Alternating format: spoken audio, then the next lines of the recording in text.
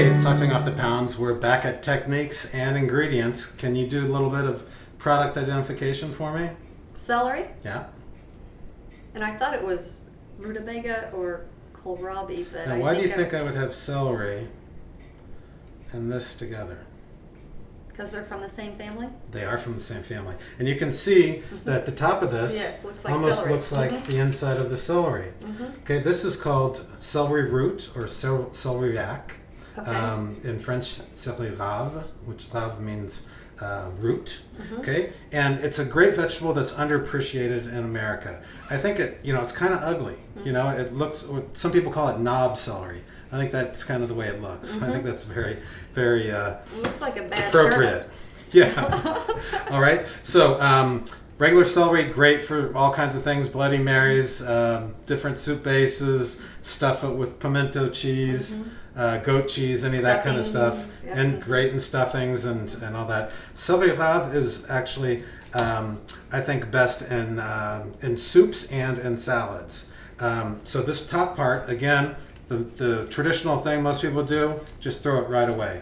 No, save this, cut it into pieces, put it in that Ziploc baggie in the freezer, and next time you make soup, you have a really great ingredient there to add. And this actually has more pungent celery aroma than the regular celery. And you can see anything that's dark green is usually going to be a little more aggressively flavored and aromatic, but it's also going to have more nutrition.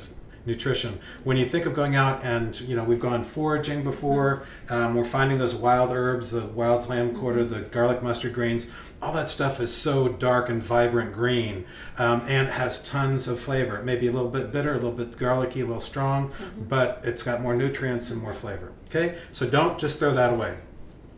So now we have the root itself, and you just need to cut off the exterior, and you just want to get down past where the dirt is in the root.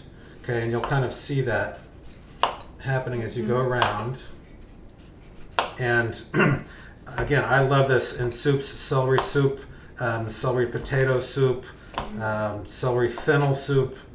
It's great in cold soups, nice in puree. If you're trying to cut some of your potato and you love mashed potato, you're trying to cut some of those white carbs out, try doing a celery root puree.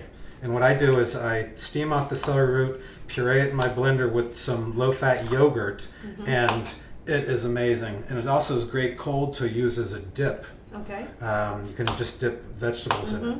Okay, so now we've got all the dirt and the ugliness off, and now it's a beautiful light-colored root. And you can use this in many different ways. I'm just going to let you have a little taste. Really nice texture, almost like a watered chestnut. With a little bit of celery flavor. Yeah, I love it. So, celery root is something that you really need to work into your life. I think it's delicious. There's so many different ways to use it. You can check out our website, Sauteing Off the Pounds, or the Fat Chef Project, and find lots of different uses for it. And I'm Chef D. And I'm Dr. K. And get a little celery knob in your life. Have a great day.